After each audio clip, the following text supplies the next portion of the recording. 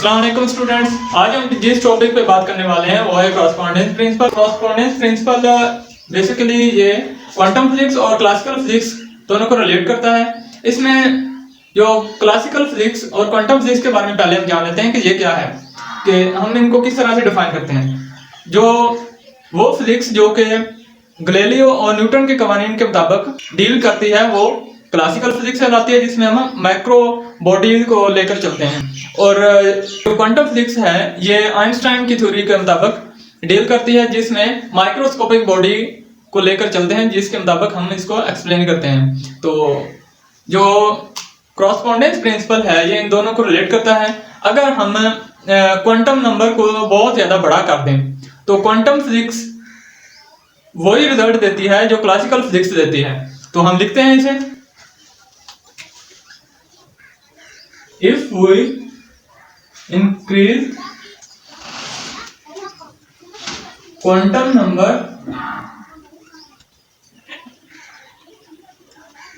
sufficiently large,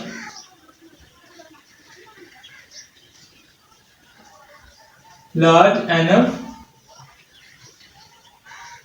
then quantum physics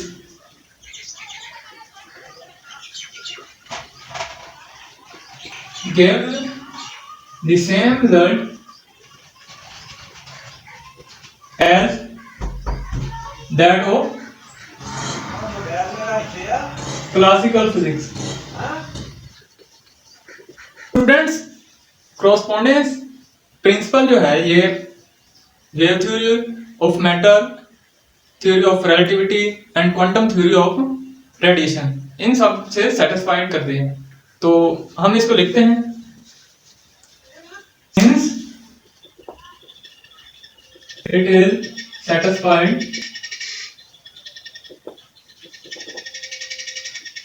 by the fundamental of number one है theory of relativity, number two है wave theory of matter,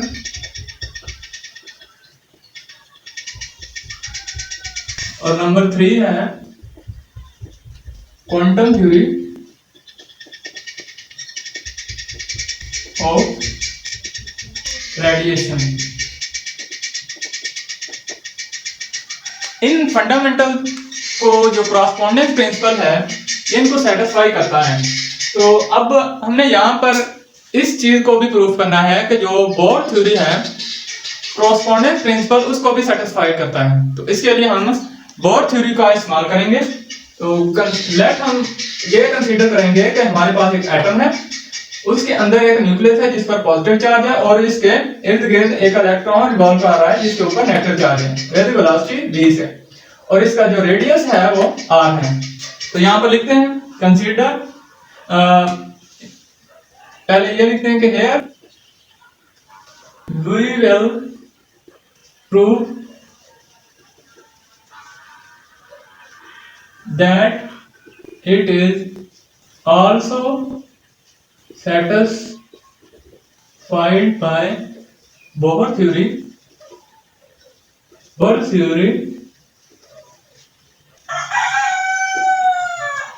that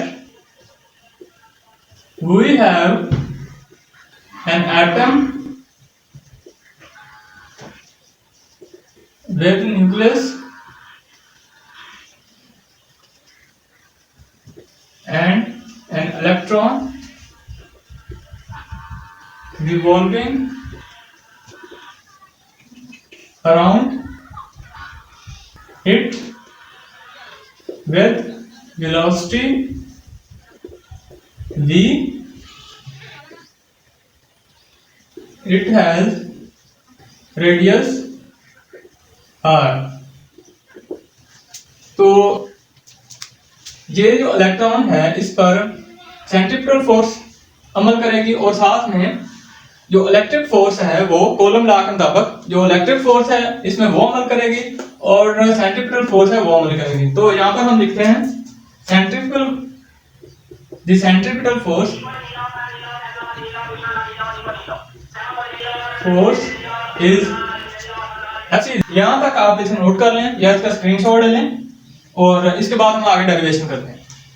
जो हमने last result लिखा था centripetal force, वो मैं इधर लिख रहा हूँ, Fc is equal to mv square over r।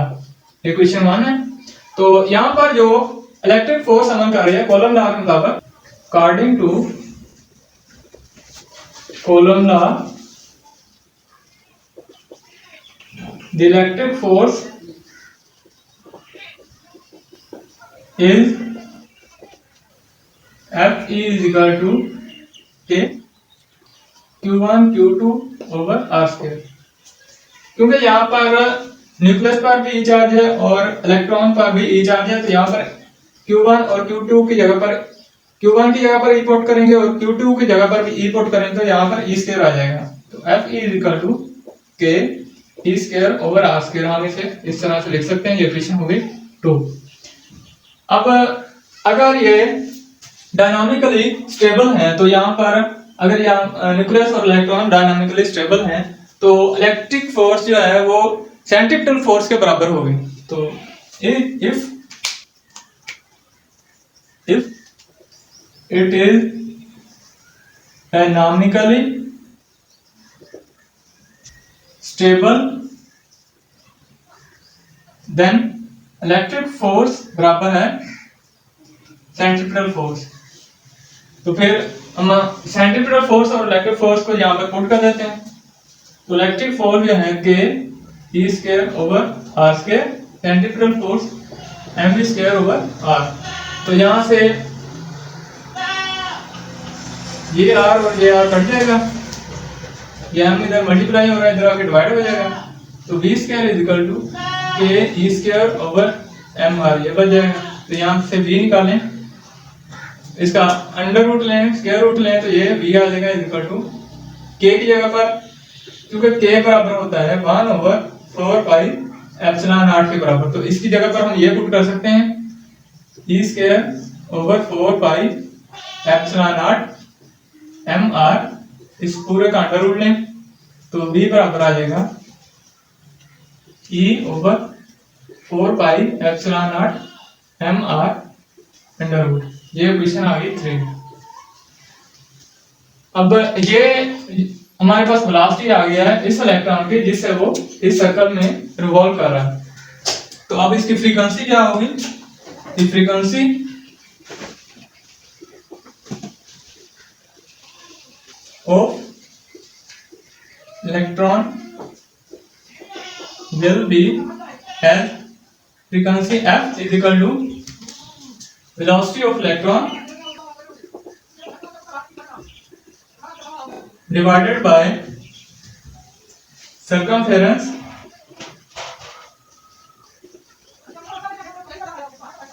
Students यहां तक आप नोट कर लें या इसका स्क्रीनशॉट ले लें, तो फिर उसके बाद हम आगे करते हैं।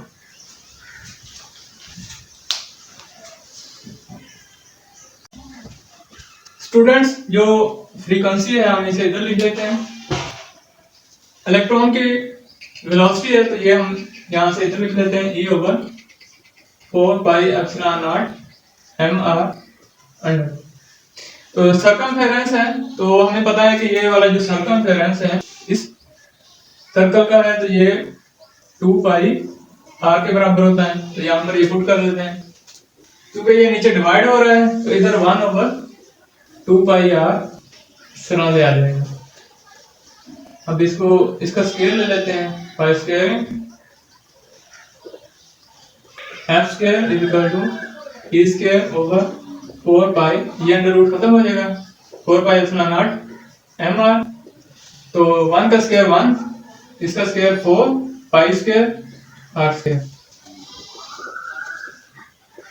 इसको इकट्ठा करें, 16 पाई एप्सिलॉन नॉट, ये पाई और ये पाई स्क्वायर आ जाएगा, m r का क्यूब आ जाएगा। ये आ गई हमारे पास क्वेश्चन। ये क्वेश्चन 3 थी, ये आ जाएगी 4। स्टूडेंट्स हमने क्वांटम फिजिक्स में जो nth ऑर्बिट है उसके रेडियस के लिए जो फार्मूला ड्राइव किया था वो ये है, the radius of nth orbit is given as Rn is equal to n square h square over epsilon naught n square h square epsilon naught pi m e square। तो ये जो radius r की value है ये हमने इधर put कर देना है, क्योंकि यहाँ पर क्यूब है तो इस पूरे का भी क्यूब आ जाएगा। तो पुट इक्वेशन 5 इन इक्वेशन 4। तो यहाँ से आर एन की वैल्यू या आर की वैल्यू हमने इस आर की जगह पर पुट कर देना है। F square is equal to E square over 16 pi square epsilon naught M R, क्योंकि आर की जगह पर हमने ये वैल्यू पुट करनी है। यहाँ पर ये आर क्यूब जो है डिवाइड हो रहा है, तो ये जब पुट करेंगे तो इधर आके उल्ट जाएगी ये वैल्यू, ये मल्टीप्लाई करेंगे, ये डिवाइड होगा, जब मल्टीप्लाई करेंगे तो ये सारा एक्सप्रेशन उल्ट जाएगा। Pi M E square over N square H square epsilon naught, क्योंकि इसमें इस पूरे का क्यूब था तो इसका भी क्यूब आ जाएगा। अब इसको हल करते हैं। F square is equal to E square over 16 pi square epsilon naught M multiply by pi cube M cube E की पावर 6 ओवर एन की पावर 6 एच की power 6 epsilon naught power 3। F square is equal to E की power 6 है और ये 2 है तो ई की पावर 8 हो जाएगा। यहाँ से ये पाई स्क्वायर है तो ये क्यूब है, यहाँ से स्क्वायर कट जाएगा, पाई बच जाएगा। तो ये m है, m से एक m कटेगा, यहाँ पर स्क्वायर बच जाएगा। तो लिखें इसको ई स्क्वायर, ये पाई बच जाएगा m, तो ये ई का 8 आ गई पावर, पाई आ गया इधर, m स्क्वायर इधर आ गया। अब नीचे जो चीजें बची हैं उसमें 16 एप्सिलॉन नॉट और एप्सिलॉन नॉट क्यूब, ये एप्सिलॉन नॉट की पावर 4 आ जाएगा, n की पावर 6 h की पावर 6 ये हो जाएगा।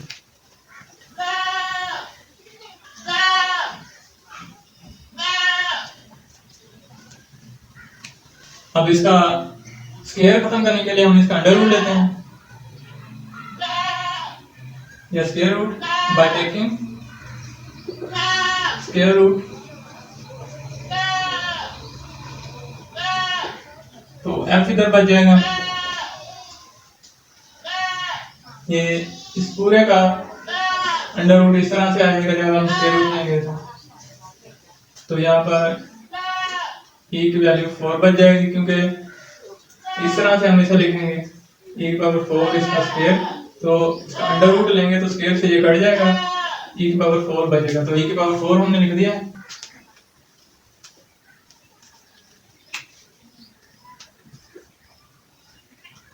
पाई का अंडर रूट आ जाएगा, m वैसे 16 का 4 एप्सिलॉन नॉट 4 था तो यहाँ पर स्क्वायर बच जाएगा, n की वैल्यू 3 h की वैल्यू 3। ये आ गया क्वेश्चन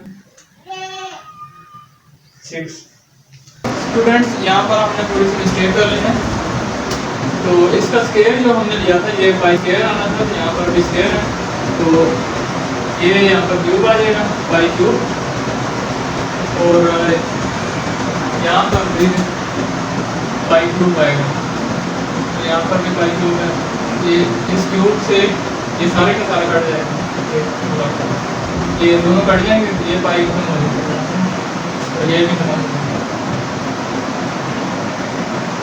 ध्यान रखा आप इसको नोट कर लें, तो स्क्रीनशॉट लेंगे काफी करते हैं। तो स्टूडेंट्स हमने फार्मूले के मुताबिक इस फार्मूले में एनर्जी ई की वैल्यू निकालनी है तो यहाँ पर पुट कर सकें, तो इसके लिए इसी इक्वेशन को इस्तेमाल करेंगे। F is equal to E power 4 over 4 epsilon naught square h cube और यहाँ पर जो n क्यूब है इसको हम अलग इस तरह लिख सकते हैं 1/n क्यूब। तो इसको हमने 2 से मल्टीप्लाई और डिवाइड कर देना है, f = e⁴। तो ये 8 हो जाएगा ε0 स्क्वायर h क्यूब।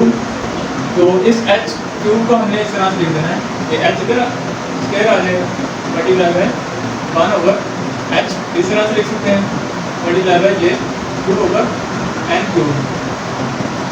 अब ये वाला जो हमारे पास हिस्सा है ये e के बराबर है, तो हम यहाँ पर e पुट कर लेंगे, f = -e/, ये इतना हिस्सा जो है ये e के बराबर है, ये 1/h ये नीचे आ जाएगा मल्टीप्लाई बाय 2/n क्यूब। तो ये हमारे पास फ्रीक्वेंसी आ जाएगी इस इलेक्ट्रॉन के क्वांटम डिस्क के अंदर। ये आगे हमारे पास क्वेश्चन 7। फिर जो है ना फ्रीक्वेंसी ऑफ रेवोल्यूशन देता है, तो यहाँ पर लिखते हैं this result give the frequency of revolution. अब देखें स्टूडेंट्स, जब एक इलेक्ट्रॉन जो है ये हायर एनर्जी लेवल से लोअर एनर्जी लेवल में आता है तो फिर एक फोटॉन इमिट करता है। तो हम अगर ये कहें कि इलेक्ट्रॉन जो है ये n-ith ऑर्बिट से n-th ऑर्बिट में जाता है तो ये एक फोटॉन इमिट करता है। तो यहाँ पर देखें, ये हमने कंसीडर किया है कि ये n-ith ऑर्बिट है और ये n-th ऑर्बिट है। जब ये यहाँ से यहाँ तक मूव करता है तो ये एक फोटॉन इमिट करता है।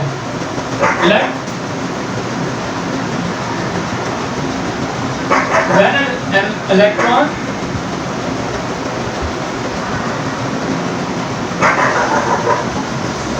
moves from an higher orbit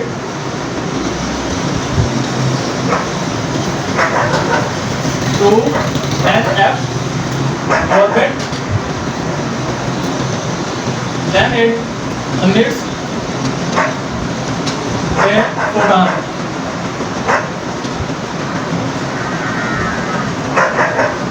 तो फिर इसकी फ्रीक्वेंसी क्या होगी?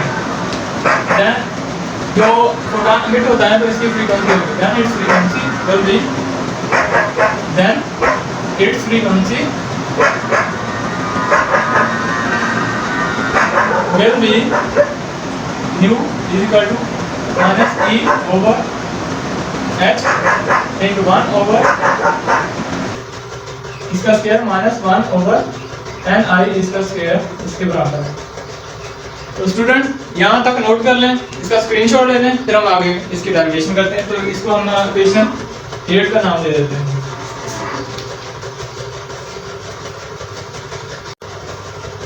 स्टूडेंट्स अब हमने ये लेट करना है कि जो NF है ये बराबर है लेट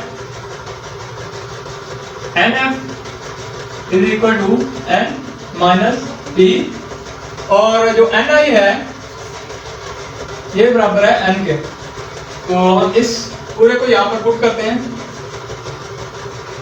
तो nu = -e/h into 1/n-p इसका स्क्वायर, क्योंकि यहाँ पर NF का स्क्वायर था, n-p इसका भी स्क्वायर आ जाएगा -1/n की जगह पर n पुट किया था तो इसका भी स्क्वायर n²।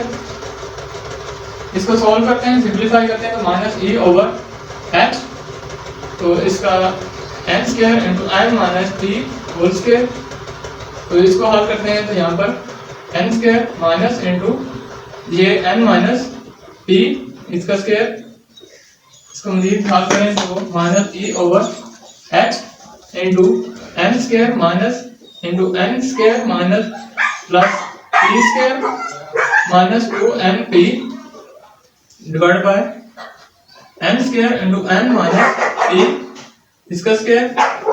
तो मजीद आगे सिंपलीफाई करते हैं, nu = -e/h into n²। Students यहाँ पर n था माइनस था, तो ये माइनस अंदर में जब ज़रूर उठाएगा तो ये सारे चेंज हो जाएंगे, इनके नाम से n² minus N square minus P square plus 2np divided by ये वैसे का वैसे इधर आ जाएगा N square into N minus P whole square. तो यहाँ से ये दोनों कट जाएंगे, बाकी ये बच गया nu is equal to minus e divide by h into तो 2np माइनस पी स्क्वायर इस तरह से लिख सकते हैं, ये n square into N minus p इसका स्क्वायर। तो अगर यहाँ पर if nf and ni are large enough then p, अगर ni और nf जो है ये p से बहुत ज्यादा बड़े हैं तो दैट इज, अगर इस तरह से है nf एंड ni जो है very very greater than p है, तो फिर ये जो है 2, तो ये p जो है बहुत छोटा हो जाएगा अप्रोक्सीमेटली 0, तो 2np माइनस पी स्क्वायर ये बराबर आ जाएगा 2np के, और ये जो है n माइनस पी इसका स्क्वायर जो है ये n स्क्वायर के बराबर आ जाएगा। तो ये वाली जो कंडीशन है n माइनस पी स्क्वायर ये n स्क्वायर के बराबर आ जाएगी, और ये पूरी जो है ये 2np के बराबर आ जाएगी।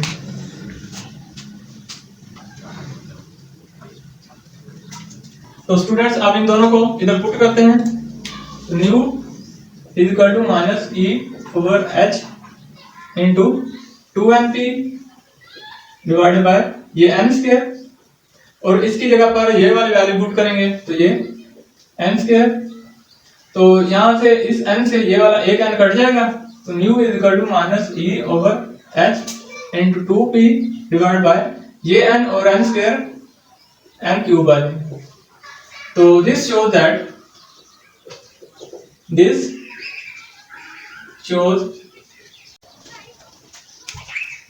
that when quantum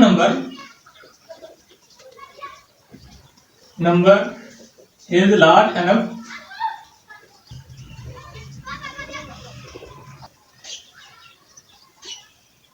then quantum physics and classical physics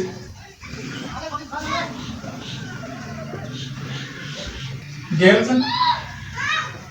same results. This is called correspondence principle. तो स्टूडेंट्स उम्मीद करता हूँ कि आपको इस लेक्चर से कुछ ना कुछ इल्म हासिल हुआ होगा। तो हमारी हर नई वीडियो आप तक पहुंचे इसके लिए आपने हमारा चैनल सब्सक्राइब करना है और बेल आइकन पर क्लिक करना है, और अगर आप हमारे साथ कोऑपरेट करना चाहते हैं तो हमारी इस चैनल को, हमारी इस वीडियो को मज़ीद दोस्तों के साथ शेयर करें। अल्लाह हाफिज़।